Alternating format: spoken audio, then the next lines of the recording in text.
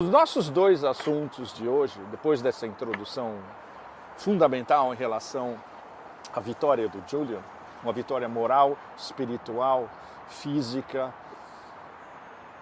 é um contraste entre o que aconteceu nos últimos dias na Rússia.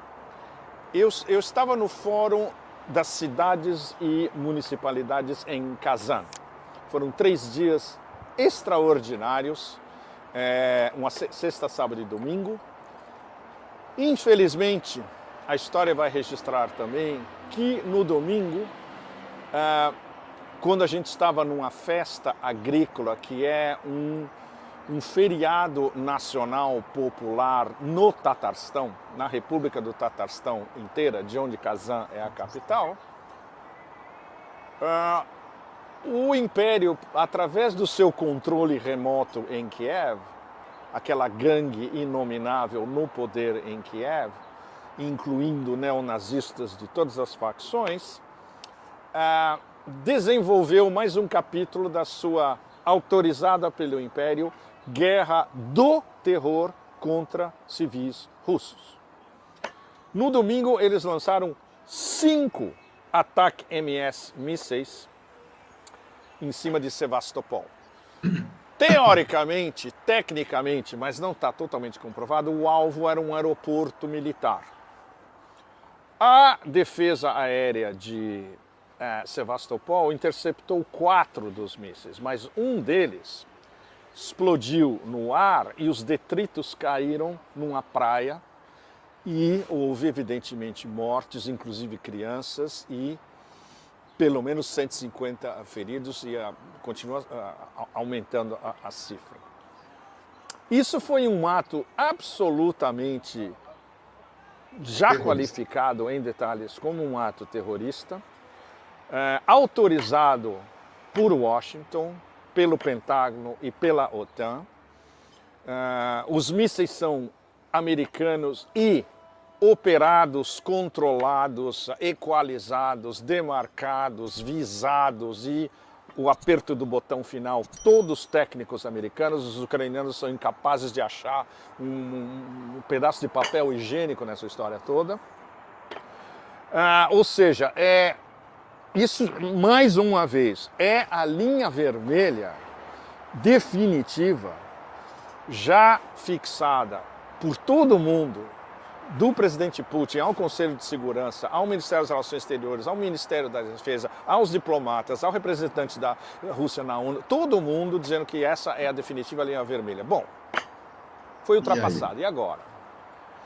Claro, a gente sabe que as respostas russas são, como disse o presidente Putin, simétricas e, na maior parte das vezes, assimétricas. E tem um tempo. Nunca são respostas diretas. Tem algumas respostas diretas, por exemplo, você bombardear instalações militares em Odessa, ou perto de Kiev, ou no oeste da Ucrânia, ou ataques ao sistema de energia. Mas essa resposta é muito mais complicada, porque a Rússia está acusando diretamente os Estados Unidos de serem responsáveis por esse ataque terrorista contra civis. Bom, quem é que deu a bomba? O que isso vai... O interessante desse fato, né, foi a reação russa, né, Celso, na lata, assim, acusando os Estados Unidos diretamente, né? Nem fizeram firula, nem assim retórica, falaram que era dos Estados Unidos, né? Até porque os mísseis, né, eram estadunidenses, né? Então, assim, e essa questão, né, é o que a gente vinha comentando nos bastidores, né, Celso? A Rússia não costuma fazer retaliações olho por olho, dente por dente, né? Ela tem toda uma tradição, né, de enfrentamento desse tipo de questão aí, que não é nesse tipo de reação, né? Tu não sabe que míssil foi esse? Porque antes tinha aquela história dos HIMARS, que não sei o que, bababá, que não... Né? Agora parece que tá indo um pouco mais longe, tipo, o quê? É 300 quilômetros, 350 quilômetros, é isso? Não sei que distância está indo. Pois olha, eu não te confesso que eu não sei que tipo de mísseis foram usados aí. O pessoal do chat deve saber, né? A galera é mais informada que nós no chat, né? A galera do chat... Deixa eu te dizer uma coisa. Sabia que o Hezbollah tem míssil que vai até 2.000 quilômetros de distância? Sim, o Hezbollah tem os mísseis de alta tecnologia, né? Olha quem chegou aqui, ó. E os Houthis acertaram um navio de novo, né, cara? Olha quem veio assistir o Pepe. Senhor Putin, Rússia, Putin com a gente. Veio assistir o Pepe Escobar na Geopolítica em Pauta, né? Aonde mais ele assistiria, né? Tá aqui, ó, os mísseis, o Sidney Kripp, ó, é Atacans, é o nome dos mísseis. O problema é se o senhor Putin mandar uns rublos pra gente, ele vai concorrer no livro do Stalin, do Pitilo, e como é que nós vamos mandar esse livro lá pra Rússia? Aí vai ficar mais caro o frete para todo o Brasil, não é para toda a Rússia. A entrega é só para o Brasil, né? Já vou deixar bem claro, senão o Pitilo vai querer indenização, né? Esses mísseis Atacans, Celso, eles podem atingir alvos de até 300 quilômetros de distância. 300, 300 quilômetros, já é uma distância... eles estão indo, né, cara? Vai aumentando. Entender a curto, médio e longo prazo é o que se fala em Moscou sem parar desde o domingo. Muito importante, essa ordem, entre aspas, que foi mais uma vez reiterada por aqueles funcionáriozinhos vagabundos tipo Jake Sullivan. Ele adora falar isso. Diretamente nas TVs, né? E, em tese, comunicada pela Casa Branca oficialmente há pouco tempo para Kiev de que eles têm autorização para atacar alvos dentro da Federação Russa com mísseis americanos e ingleses especialmente, essa ordem já vem de meses. Agora apenas ela ficou pública. Já houve vários ataques contra civis em instalações russas muito longe do fronte de 1.000 quilômetros em Donbass. Esse é muito mais sério, porque esse foi um ataque direto contra civis e revelou-se um ataque contra famílias, incluindo crianças, numa praia, num domingo, num feriado cristão ortodoxo. Mais sério do que isso, é impossível, mais sério do que isso é uma mini bomba nuclear da OTAN em alguma latitude russa. E ao mesmo tempo isso foi coordenado com uma operação visível para todos nós que seguimos essa história há 20, 30 anos, MI6 e CIA, de regurgitar uma das células de fanáticos wahhabis, jihadis e salafi jihadis no Daguestão, que é um saco de pólvora onde circula todo tipo de extremistas, de todo tipo de facções, árabes, semi-árabes, Ásia Central, etc. Um ataque terrorista no Daguestão, onde inclusive com um requinte de perversidade típico dos velhos tempos do exército islâmico, um pastor cristão ortodoxo, sexagenário, cortaram a sua garganta. Foi praticamente semi-decapitado por esses extremistas. E isso é o retorno da guerra do terror, operacionalizada pelo MI6 e pela CIA, no Cáucaso, num dos, das áreas limítrofes da Federação Russa, como eles vão continuar tentando na Ásia Central também, ou seja, no espaço pós-soviético, o ditame principal do MI6 e da CIA a partir de agora é guerra do terror. Isso já começou desde o atentado no Crocus, onde foram instrumentalizados tajiks online por um pastor extremista tajik que está no Tajiquistão e se comunica com essas gangues todas online, para, como é que chama, ressurreicionar essa célula super extremista no Daguestão, e haverá outras também. Então tudo isso coincidiu num dia sagrado para os russos, que é um feriado cristão ortodoxo, familiar, de confraternização. A data foi explícita para esse ataque simultâneo contra a Crimeia, Sebastopol e no Daguestão. O contraste não podia ser mais... Celso, assim, ó, não temos o Netão da Cachichola aqui no Geopolítica em Pauta, mas temos a Regina Alves aqui, ó, que iniciou... Pois é. Iniciou os lances do sorteio do livro, ó, abrindo os trabalhos, quero ganhar o livro do Stalin, e presenteou com 5 assinaturas aqui, ó. Regina Alves está sempre dando presentes de assinaturas aí, ó.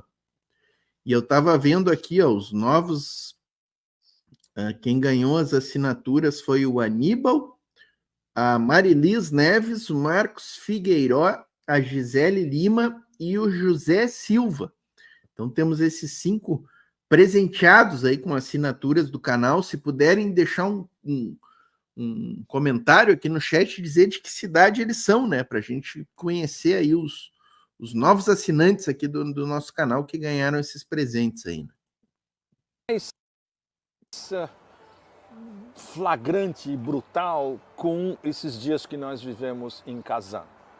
O que estava acontecendo em Kazan é uma história muito bonita a curto, médio e longo prazo, porque foi, digamos, a primeira semente plantada no solo de Kazan. A primeira reunião de um fórum de cidades e municipalidades dos BRICS Plus, não só dos 10 BRICS, mas de convidados também. Tinha delegações e prefeitos e representantes oficiais convidados de diversos países que mais cedo ou mais tarde vão se tornar membros dos BRICS. Por exemplo, da Indonésia, da Turquia, entre outros, o prefeito de Ankara, cidade mais importante da Turquia, sede do governo, estava lá. Entre os BRICS tinha uma delegação brasileira adorável, nós conversamos muito, de pequenas cidades no Brasil, me informaram muito do que está acontecendo, por exemplo, no Rio Grande do Sul, no interior de São Paulo, no Mato Grosso, na fronteira quase com a Amazônia.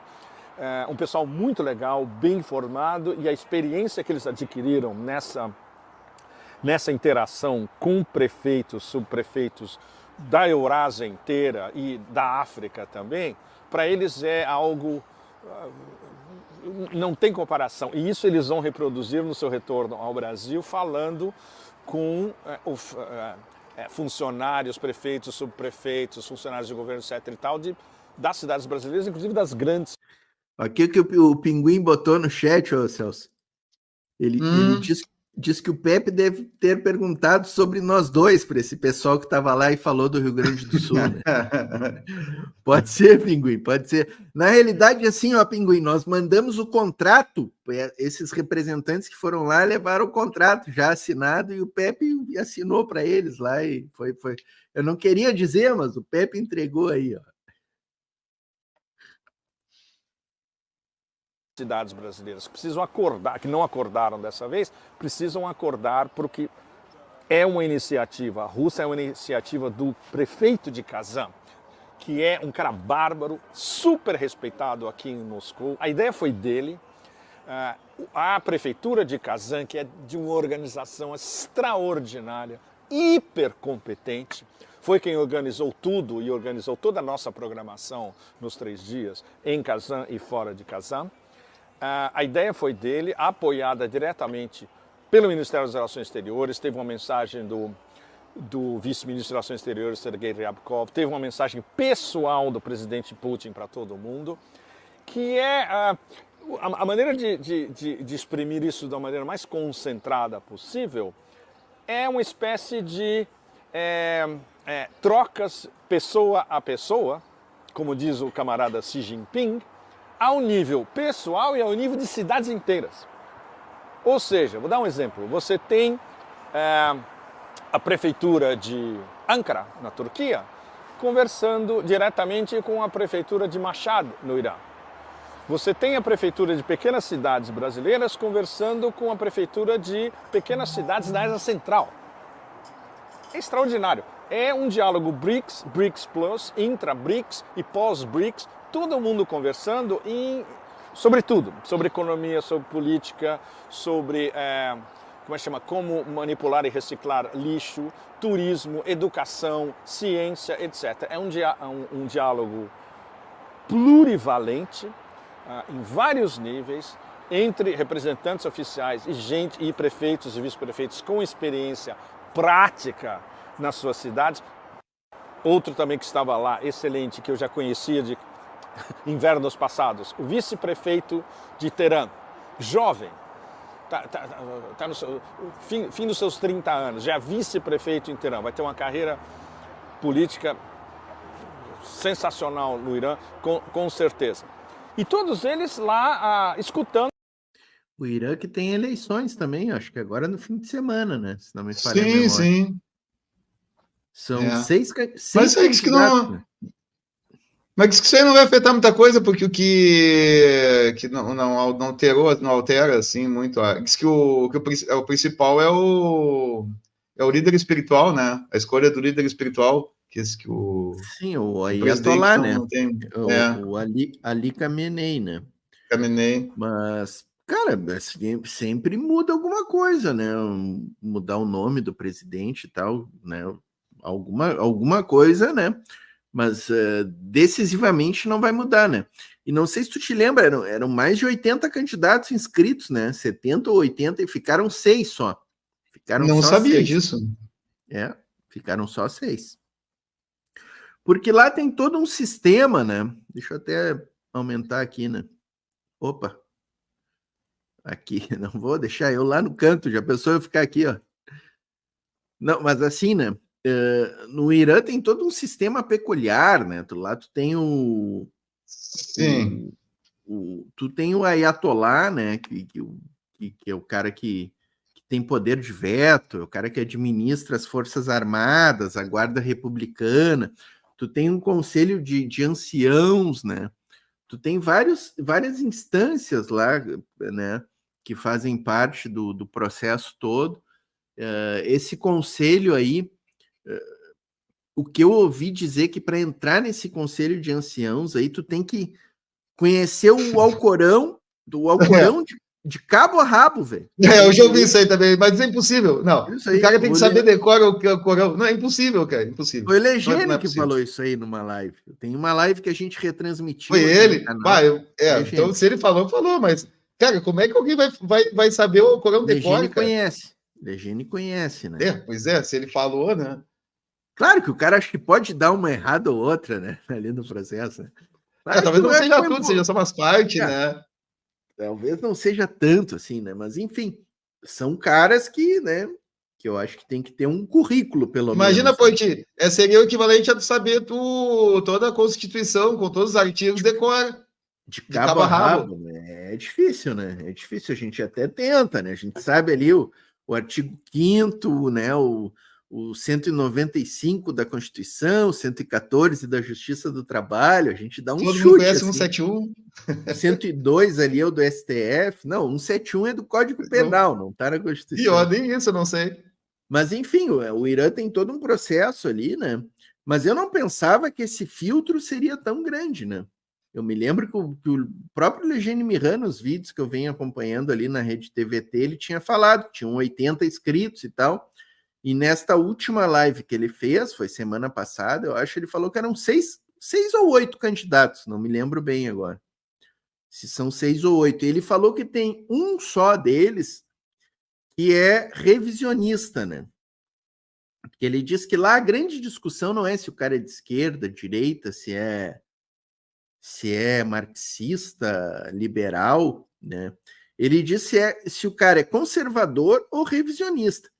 Mas ele diz que mesmo o cara que é revisionista, ele é anti-imperialista. Ele diz que lá no Irã não tem como o cara não ser anti-imperialista. Também, né?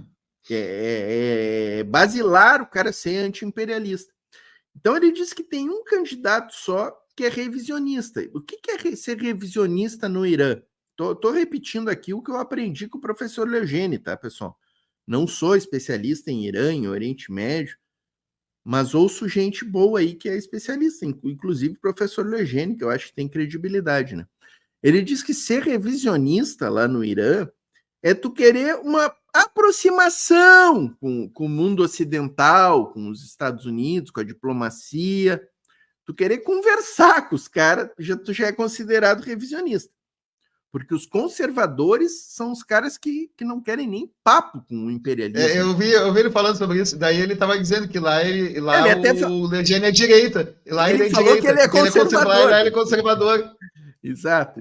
Se fosse no Irã. Mas sei que teremos essa eleição, né? França e Irã farão eleições aí. Eu acho que a do Irã, eu acho que é agora também. Se não me engano, é amanhã, se não me engano. É amanhã, sábado, né? Dia 28, se não, acho que é sexta, amanhã mesmo. Amanhã, sexta-feira, eu acho, dia 28. Depois até vou jogar no Google aqui. Se não me engano, é. Aqui o Thiago Gomes, ó. Cheguei atrasado, culpa do professor Leogene. Boa noite, camaradas. Professor Leogene, então. Professor Leogene estava numa live. Professor Leogene fez uma live às 6h30, que a gente retransmitiu aqui na Voz Trabalhadora, na Multipolar TV, com o Brasinha. E saiu de lá, foi para uma live na Yaras e Pagus, se não me falha a memória. É um cara que tá mil aí, né?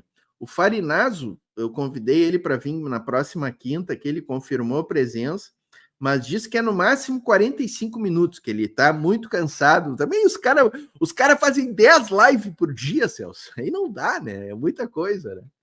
É muita coisa. Aí os velhinhos não aguentam, né? Os velhinhos não aguentam, né? Mas teremos Farinazo. Olha, o Thiago Gomes está concorrendo ao livro do Stalin. Chegou concorrendo, ó. Pingou um realzinho. Lembrar para a galera aí, para quem está chegando agora. Estamos sorteando 2 livros do Pitilo Stalin, né? Naquele velho esquema, né? O maior lance vai ganhar automático o livro e todo mundo que der um pinguinho aí entra no sorteio, aquele sorteio auditado, né? Que o Celso faz no final do programa ali. E tem mais um terceiro livro sob escrutínio de sorteio aí na Voz Trabalhadora, né? Não temos voto impresso, mas o processo é legítimo, tá, galera? Que tá lá no Instagram da Voz Trabalhadora, tá aberto lá. A galera tem que seguir lá o Instagram, marcar 3 arrobinha lá nos comentários, compartilhar no Stories, toda aquela função de Instagram, né? Instagram é aquela rede que a gente não gosta muito, né? Eu e o Celso essa semana tava conversando. É que a gente é velho. Eu e o Celso estavam conversando. Velho não gosta do Instagram. Não gosto do Instagram, mas... Já o Ismael, o Thiago, o Pinguim, deve tudo tá lá no Instagram, cara. São jovens, né, cara? Galerinha adora, né? Galerinha adora ali ficar no Instagram, né? Mas nós não gostamos, né? A gente fez o Instagram porque, pô, o canal tem que ter, né? O canal tem que estar em todas as redes ali, né? Tem até Twitter da Voz Trabalhadora, mas o Twitter eu confesso assim, ó, que é rede tóxica, né? Eu nem entro mais no tal de Twitter, nem entro mais. Vamos trazer o... Ô, Porquinho, me explica uma coisa. Quem vai... Aqui o Danilo, por exemplo, ele presenteou uma assinatura. Quem é que vai concorrer? É o Danilo ou quem receber a assinatura? É o Danilo. Quem dá de presente é que concorre. Pô, grande Danilo. Tá. Deu de presente uma assinatura. Danilo está... Olha quem recebeu a assinatura do Danilo. Pinguim. Mas Pinguim, que a assinatura ganhou finalmente. Pinguim é membro. Obrigado, Pinguim Danilo. É membro. Resolveu o problema nosso. Pinguim agora é membro da Voz Trabalhadora. Agora ninguém segura. Eu ia dizer pro Pinguim me passar o Pix dele, que ia depositar R$1,99 na conta dele. Ninguém segura o Pinguim mais. Ninguém segura o Pinguim mais. Agora estamos perdidos aqui, ó. Vamos fechar com o Pepe aqui, ó. O professor Walter Andrade já está entre nós aqui, ó. Até vou trazer o professor Walter já para a tela aqui, ó. Professor Walter, boa noite. Estamos aqui estamos na primeira parte do programa aqui, Walter, que a gente está fazendo um react aqui com um vídeo do Pepe Escobar, que ele publicou hoje aí. Então nós vamos encerrar esse react aqui, depois a gente entra num papo aí contigo.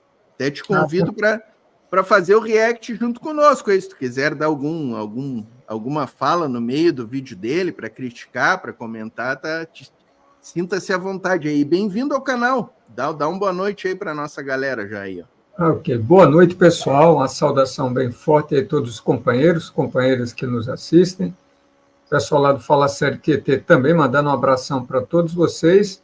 E nesses próximos momentos vamos discutir, refletir e pensar bastante sobre as coisas que estão acontecendo, esses pontos de virada ou armadilhas que podemos cair. Enfim, convido a todos a questionar e vamos debater. Como sempre digo, pensar faz muito bem. Maravilha. Vamos seguir no Pepe aqui, faltam uns minutinhos ainda. E aí vamos assistindo junto aqui. Sensacional. Então, esse foi o primeiro. Eles adotaram uma plataforma conjunta. Os diálogos vão ficar cada vez mais expandidos. Eles basicamente concordaram que a presidência rotativa dessa nova organização, o ano que vem, vai ser do Brasil. E que o presidente dessa nova organização, como deveria ser, é o prefeito de Kazan, que certamente o ano que vem irá ao Brasil como presidente da organização, representando Kazan, a Rússia e a organização como um todo. Então isso foi muito legal. Foi no espetacular edifício da prefeitura de Kazan, foto em grupo, confraternização. Depois a gente teve, no dia seguinte, um cruzeiro pelo Volga, que foi extraordinário, onde eu tive a chance de... Ô, Pepe velho, hein? Pepe, esse cara é feliz, hein? Vem cá, tu disse onde é que ele tá, hein? Tu não falou onde é que ele tá? Ele diz que está em Moscou, neste belo cenário. Tá em Moscou aí, ainda? Tá, olha, um cenário florido ali, né? Um café. Primavera moscovita, né? Não quer mais nada. E com edifícios soviéticos ao fundo, hein? Com edifícios soviéticos ao fundo, né? Que belo cenário, né? Hoje ele não está tomando café, é limonadinha ali, ó. Limonada, ele falou da limonada no começo. Nós escolhemos sentar na mesma mesa. Eu estava com o representante oficial da República da Crimeia, diretamente com Vladimir Putin. Nós passamos toda a ida do cruzeiro conversando sobre Crimeia, Rússia, ele é um especialista em África também, sobre África, sobre maioria global, sobre estratégias. Ele me confirmou várias coisas importantes na Crimeia, entre outras coisas, por exemplo, a frota do Mar Negro, tudo que conta foi já deslocado para Novorossiysk, não está em Sebastopol. Ou seja, olha que loucura, enquanto a gente estava conversando, menos de 24 horas antes do ataque contra Sebastopol, essa confirmação de que não há alvos militares mais em Sebastopol, ou alvos principais da frota do Mar Negro. Tudo que conta está em Novorossiysk. Então esse foi um ataque gratuito, foi um ataque dirigido basicamente contra civis. Nas conversações paralelas, por exemplo, com a secretária de organizações de prefeitura e municipalidades da Ásia inteira, uma Indonésia de Yogyakarta, os contatos com a delegação iraniana, por exemplo, tinha prefeitos de cidades iranianas super importantes como Isfahan e Mashhad também, não só Teherã. Os iranianos eles deram muita atenção para esse primeiro meeting dessa organização. E no domingo a gente, justamente no dia nefasto dos atentados contra a Rússia, nós estávamos em uma festa popular, Sabantui, e com um pessoal absolutamente extraordinário, as pessoas te recebem como se você fosse parte da família. É uma feira de agricultura mix com um feriado nacional. Welcome to Tatarstan! Moçada, eu estou no Tatarstan e eu estou na mais importante festa agrícola do Tatarstão há séculos. Sabatui. É absolutamente indescritível. É como se você tivesse tomado um ácido e você está numa trip de ácido estendida e alegre, sem efeitos colaterais. Tem todas as províncias do Tatarstão estão aqui. Eles apresentam as suas artes, artesanato, comidas locais, etc. Maneiras de cultivar a terra, produtos manufaturados.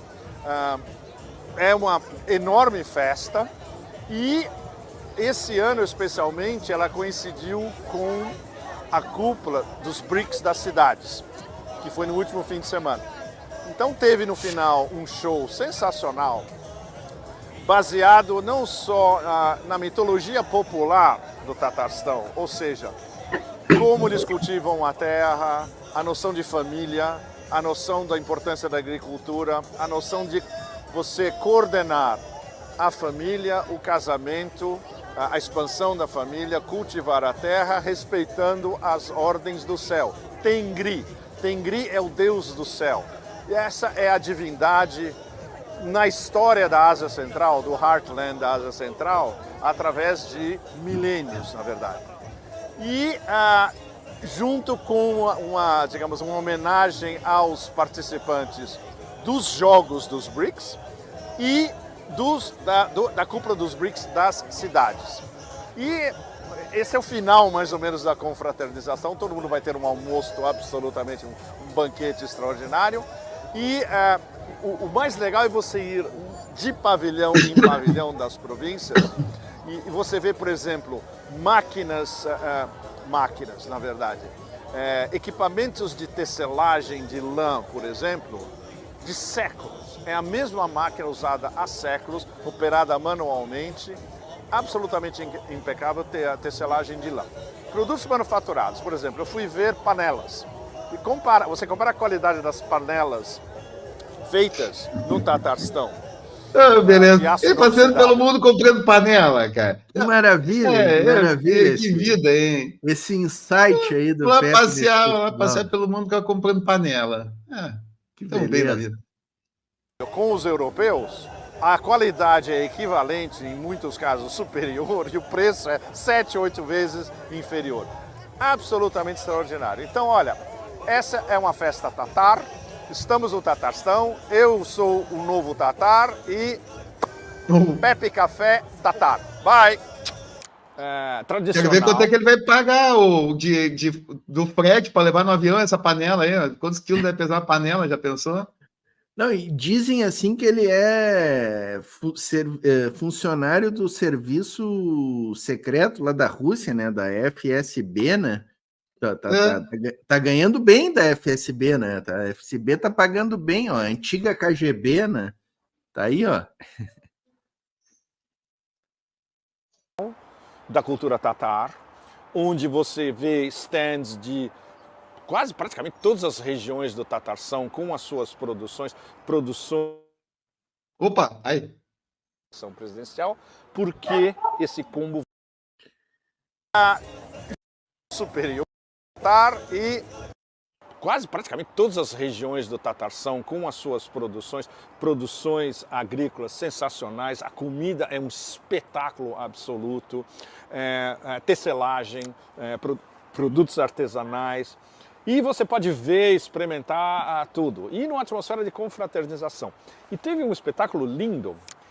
Eles reencenaram com um balé, música e teatralmente, evidentemente, uma das lendas fundamentais do Tatarstão, que é a história de um cavaleiro que chega a uma pequena vila, ele se revela um grande mestre da agricultura, o chefe do povoado o recebe muito bem, e aí tem uma disputa pela mão da filha do chefe do povoado, e evidentemente o nosso herói ganha, eles vivem felizes para sempre, montam uma família, cultivam a terra, etc. e tal.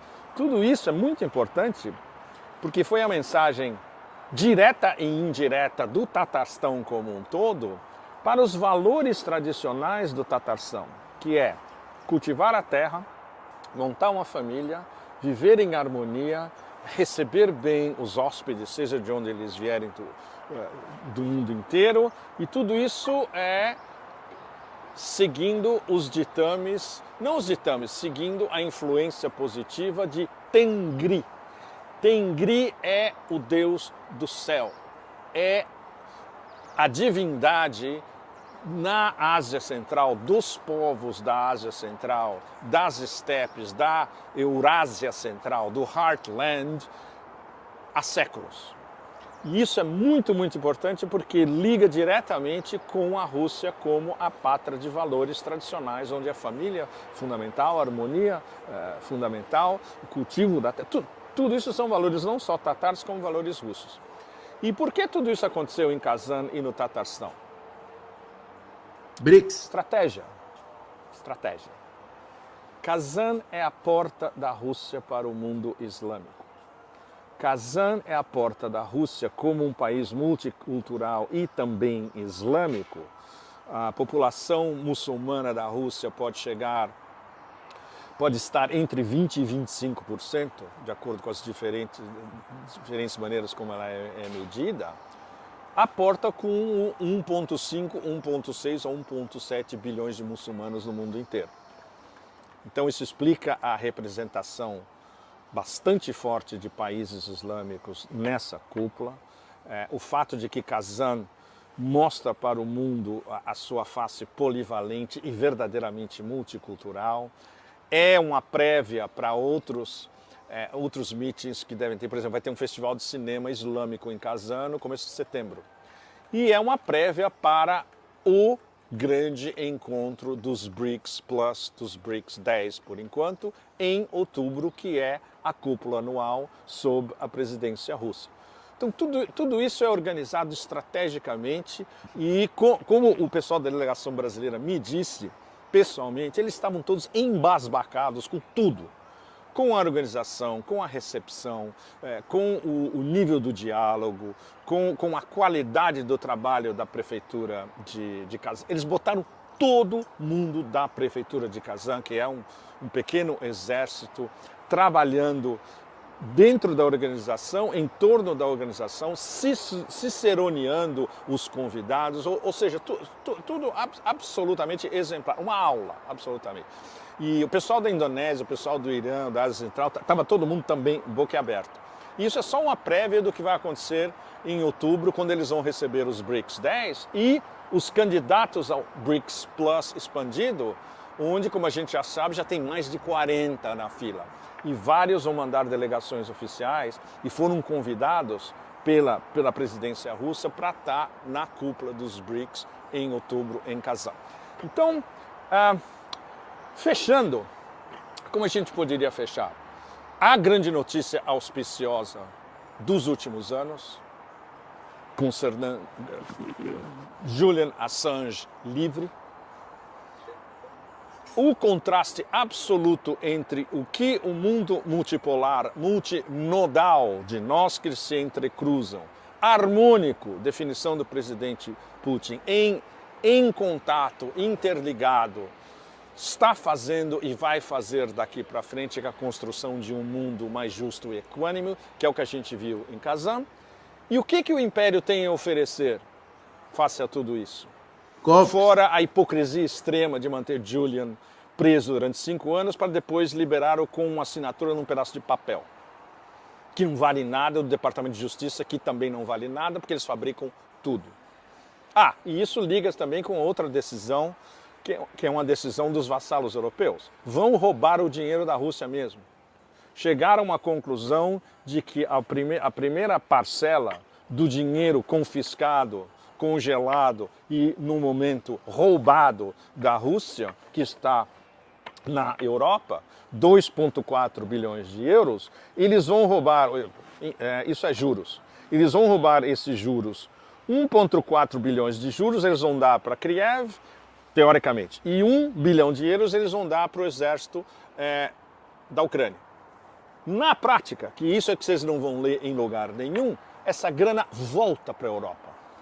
Mas eles não vão dar, eles vão emprestar, não é? Essa grana vai gerar benefícios para empresas europeias que estão atuando ainda na Ucrânia. Ou seja, esse dinheiro não vai chegar na Ucrânia, fundamentalmente. Ele vai voltar para a Europa e o que chegar à Ucrânia, aquela gangue literalmente terrorista em Kiev, tem que pagar comissões e retrocomissões aos europeus. Ou seja, é uma lavagem de dinheiro interna da europeia, mais uma vez, facilitada e autorizada por quem realmente manda, que é o império que liberou Julian Assange com a assinatura Chinfrim, num pedaço de papel Chinfrim.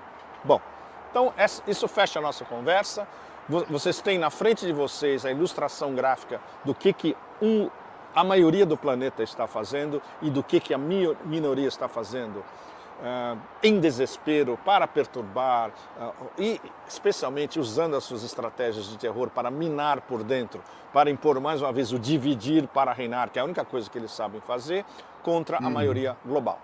Então deixo vocês com, mais uma vez, limonada com menta, sol e verão em Moscou.